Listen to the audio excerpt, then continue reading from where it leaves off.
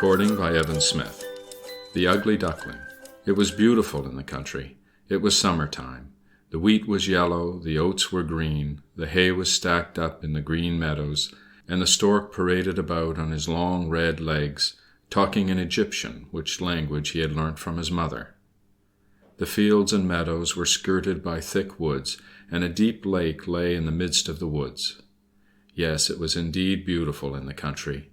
The sunshine fell warmly on the old mansion, surrounded by deep canals, and from the walls down to the water's edge there grew large burdock leaves, so high that children could stand upright among them without being seen. This place was as wild as the thickest part of the wood, and on that account a duck had chosen to make her nest there.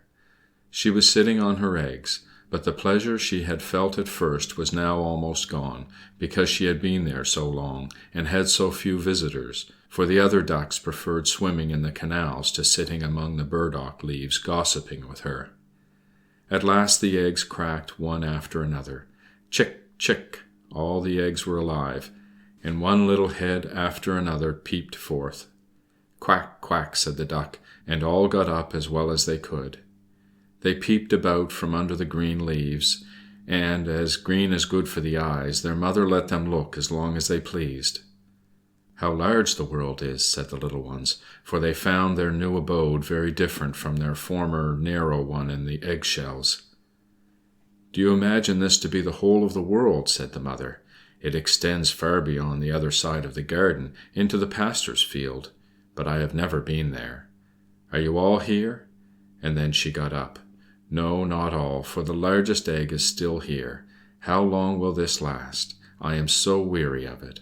And then she sat down again. "Well, and how are you getting on?" asked an old duck, who had come to pay her a visit. "This one egg keeps me so long," said the mother, "it will not break. But you should see the others. They are the prettiest little ducklings I have ever seen in all my days. They are all like their father, the good-for-nothing fellow. He has not come to visit me once." "Let me see the egg that will not break," said the old duck.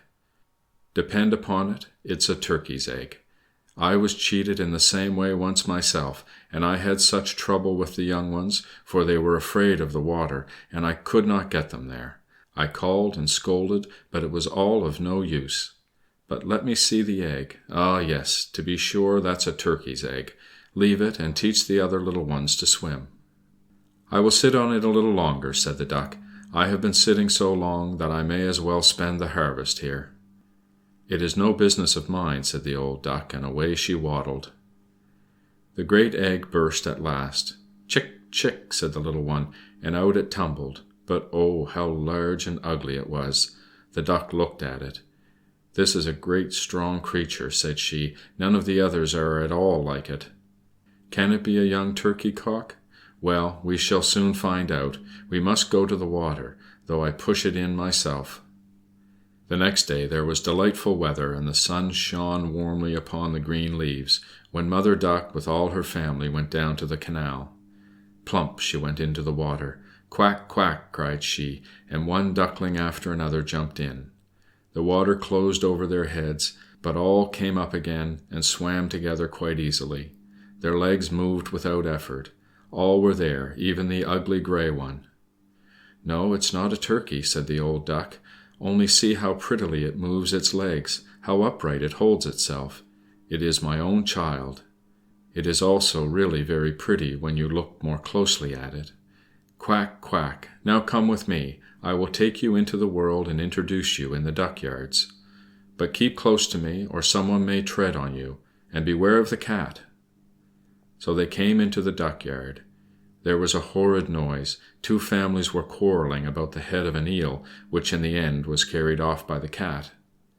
"See, my children, such is the way of the world," said the mother duck, wiping her beak, for she too was fond of eels. "Now use your legs," she said, "keep together, and bow to the old duck you see yonder. She is the most distinguished of all the fowls present, and is of Spanish blood, which accounts for her dignified appearance and manners. And look, she has a red rag on her leg. That is considered extremely handsome, and is the greatest honor a duck can have. Don't turn your feet inwards. A well-educated duckling always keeps his legs far apart, like his father and mother. Just so. Look. Now bow your necks and say quack." And they did as they were told.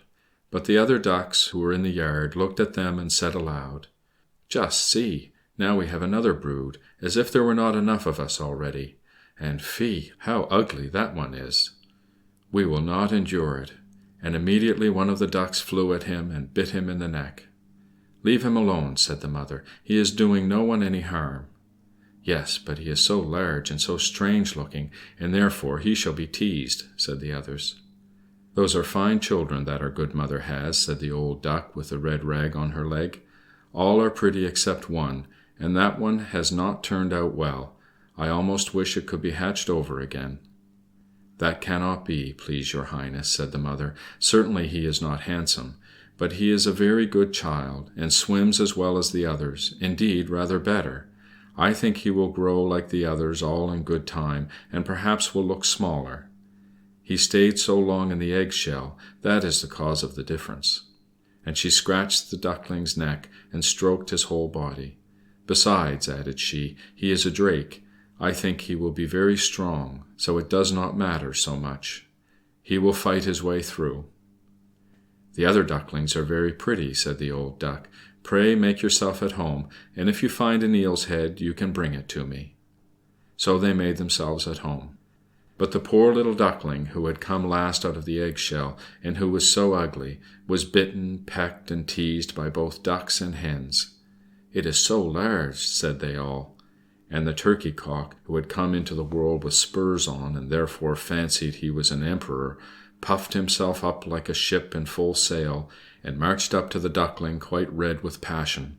The poor little thing scarcely knew what to do. He was quite distressed because he was so ugly, and because he was the jest of the poultry-yard.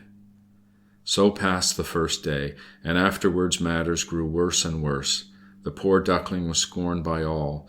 Even his brothers and sisters behaved unkindly, and were constantly saying, "May the cat take you, you nasty creature." The mother said, "Oh, if you were only far away." The ducks bit him, the hens pecked him, and the girl who fed the poultry kicked him. He ran through the hedge, and the little birds in the bushes were terrified. "That is because I am so ugly," thought the duckling, shutting his eyes, but he ran on. At last he came to a wide moor, where lived some wild ducks. Here he lay the whole night, very tired and comfortless. In the morning the wild ducks flew up, and saw their new companion. "Pray, who are you?" asked they. And our little duckling turned himself in all directions, and greeted them as politely as possible. "You are really uncommonly ugly," said the wild ducks. "However, that does not matter to us, provided you do not marry into our families." Poor thing, he had never thought of marrying. He only begged permission to lie among the reeds and drink the water of the moor. There he lay for 2 whole days. On the 3rd day there came 2 wild geese, or rather ganders, who had not been long out of their egg-shells, which accounts for their impertinence. "Hark ye," said they, "you are so ugly that we will like you very well. Will you come with us and be a bird of passage?" On another moor, not far from this, are some dear sweet wild geese, as lovely creatures as have ever said hiss, hiss. You are truly in the way to make your fortune, ugly as you are. Bang! A gun went off all at once, and both wild geese were stretched dead among the reeds. The water became red with blood. Bang! A gun went off again. Whole flocks of wild geese flew up among the reeds, and another report followed. There was a grand hunting party. The hunters lay in ambush all around. Some were even sitting in the trees, whose huge branches stretched far over the moor. The blue smoke rose through the thick trees like a mist, and was dispersed as it fell over the water. The hounds splashed about in the mud, the reeds and rushes bent in all directions. How frightened the poor little duck was! He turned his head, thinking to hide it under his wings, and in a moment a most formidable-looking dog stood close to him, his tongue hanging out of his mouth, his eyes sparkling fearfully. He opened wide his jaws at the sight of our duckling, showing him his sharp white teeth, and splash, splash, he was gone, gone without hurting him. Well, "Let me be thankful," sighed he. "I am so ugly that even the dog will not eat me." And now he lay still, though the shooting continued among the reeds, shot following shot. The noise did not cease till late in the day, and even then the poor little thing dared not stir. He waited several hours before he looked around him, and then hurried away from the moor as fast as he could. He ran over the fields and meadows, though the wind was so high that he had some difficulty in moving. Towards evening he reached a wretched little hut, so wretched that it knew not on which side to fall, and therefore remained standing. The wind blew violently, so that our poor little Duckling was obliged to support himself on his tail in order to stand against it. But it became worse and worse. He then noticed that the door had lost one of its hinges, and hung so much awry that he could creep through the crack into the room. So he went in. In this room lived an old woman, with her tomcat and her hen. The cat, whom she called her little son, knew how to set up his back and purr. Indeed, he could even throw out sparks when stroked the wrong way. The hen had very short legs, and was therefore called Chickie Shortlegs. She laid very good eggs, and the old woman loved her as her own child. The next morning the new guest was discovered, and the cat began to mew and the hen to cackle. "What is the matter?" asked the old woman, looking around. But her eyes were not good, so she took the young Duckling to be a fat duck who had lost her way. "This is a capital catch," said she. "I shall now have duck's eggs, if it not be a drake. We shall see." And so the Duckling was kept on trial for 3 weeks, but no eggs made their appearance. Now the cat was the master of the house, and the hen was the mistress, and always used to say, "We and the world," for they imagined themselves to not only be the half of the world, but also by far the better half. The Duckling thought it was possible to be of a different opinion, but that the hen would not allow. "Can you lay eggs?" asked she. "No." "Well, then, hold your tongue." And the cat said, "Can you set up your back? Can you purr?" "No." "Well, then, you should have no opinion when reasonable people are speaking." So the Duckling sat alone in a corner and felt very miserable. However, he happened to think of the fresh air and bright sunshine, and these thoughts gave him such a strong desire to swim again that he could not help telling it to the hen. "What ails you?" said the hen. "You have nothing to do, and therefore brood over these fancies. Either lay eggs or purr, then you will forget them." "But it is so delicious to swim," said the Duckling, "so delicious when the waters close over your head and you plunge to the bottom." "Well, that is a queer sort of pleasure," said the hen. "I think you must be crazy. Not to speak of myself, ask the cat. He is the most sensible animal I know, whether he would like to swim or to plunge to the bottom of the water. Ask our mistress, the old woman. There is no one in the world wiser than she. Do you think she would take pleasure in swimming and in the waters closing over her head?" "You do not understand me," said the Duckling. "What? We do not understand you? So you think yourself wiser than the cat and the old woman, not to speak of myself. Do not fancy any such thing, child, but be thankful for all the kindness that has been shown you. Are you not lodged in a warm room, and have you not the advantage of society from which you can learn something? But you are a simpleton, and it is wearisome to have anything to do with you. Believe me, I wish you well. I tell you unpleasant truths, but it is thus that real friendship is shown. Come, for once give yourself the trouble to learn to purr or to lay eggs." "I think I will go out into the wide world again," said the Duckling. "Well, go," answered the hen. So the Duckling went. He swam on the surface of the water, he plunged beneath, but all animals passed by on account of his ugliness. And the autumn came. The leaves turned yellow and brown, the wind caught them and danced them about. The air was very cold, the clouds were heavy with hail or snow, and the raven sat on the hedge and croaked. The poor Duckling was certainly not very comfortable. One evening, just as the sun was setting with unusual brilliancy, a flock of large beautiful birds rose from out of the brushwood. The Duckling had never seen anything so beautiful before. Their plumage was of dazzling white, and they had long, slender necks. They were swans. They uttered a singular cry, spread out their long splendid wings, and flew away from these cold regions to warmer countries, across the open sea.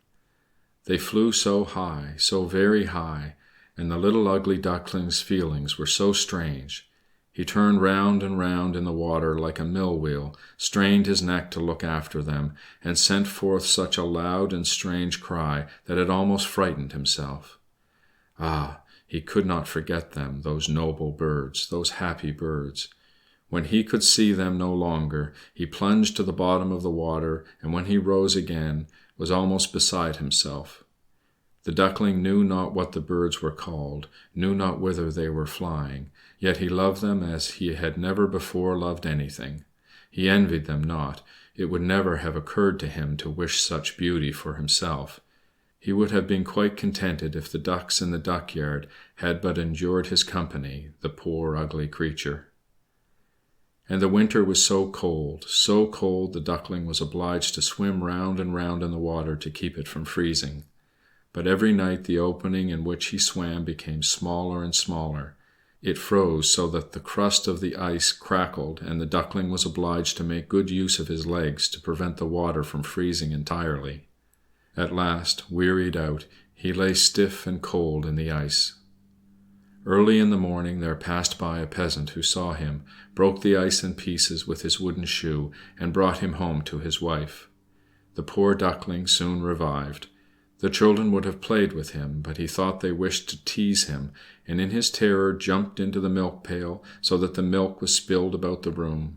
The good woman screamed and clapped her hands. He flew from there into the pan where the butter was kept, and thence into the meal barrel, and out again, and then how strange he looked! The woman screamed and struck at him with the tongs. The children ran races with each other, trying to catch him, and laughed and screamed likewise. It was well for him that the door stood open. He jumped out among the bushes into the new-fallen snow, and there he lay as in a dream. But it would be too sad to tell all the trouble and misery that he had to suffer from the frost and snow and storms of the winter. He was lying on a moor among the reeds, when the sun began to shine warmly again. The larks sang, and beautiful spring had returned. Once more he shook his wings. They were stronger than formerly, and bore him forward quickly, and before he was well aware of it, he was in a large garden where the apple trees stood in full bloom, where the syringas sent forth their fragrance, and hung their long green branches down into the winding canal. Oh, everything was so lovely, so full of the freshness of spring. And out of the thicket came 3 beautiful white swans. They displayed their feathers so proudly and swam so lightly, so lightly. The Duckling knew the glorious creatures, and was seized with a strange sadness. "I will fly to them, those kingly birds," said he. "They will kill me because I, ugly as I am, have dared to approach them. But it matters not. Better to be killed by them than to be bitten by the ducks, pecked by the hens, kicked by the girl who feeds the poultry, and to have so much to suffer during the winter." He flew into the water and swam towards the beautiful creatures. They saw him and shot forward to meet him. "Only kill me," said the poor creature, and he bowed his head low, expecting death. But what did he see in the water? He saw beneath him his own form, no longer that of a plump, ugly grey bird. It was that of a swan. It matters not to have been born in a duck-yard if one has been hatched from a swan's egg, and now the swan began to see the good of all the trouble he had been through. He would never have known how happy he was if he had not first had all his sorrow and unhappiness to bear. The larger swans swam around him and stroked him with their beaks. Some little children were running about in the garden. They threw grain and bread into the water, and the youngest exclaimed, "There is a new one!" The others also cried out, "Yes, a new swan has come!" and they clapped their hands and danced around. They ran to their father and mother. Bread and cake were thrown into the water, and everyone said, "The new one is best, so young and so beautiful." And the old swans bowed before him. The young swan felt quite ashamed, and hid his head under his wings. He scarcely knew what to do. He was too happy, but still not proud, for a good heart is never proud. He remembered how he had been persecuted and laughed at, and he now heard everyone say that he was the most beautiful of all beautiful birds. The Singras bent down their branches toward him low into the water, and the sun shone warmly and brightly. He shook his feathers, stretched his slender neck, and in the joy of his heart said, "How little did I dream of so much happiness when I was the despised ugly duckling." If you enjoyed this story, please show your appreciation by giving it a thumbs up and sharing it with your friends and family. And click the subscribe button to hear more fun stories.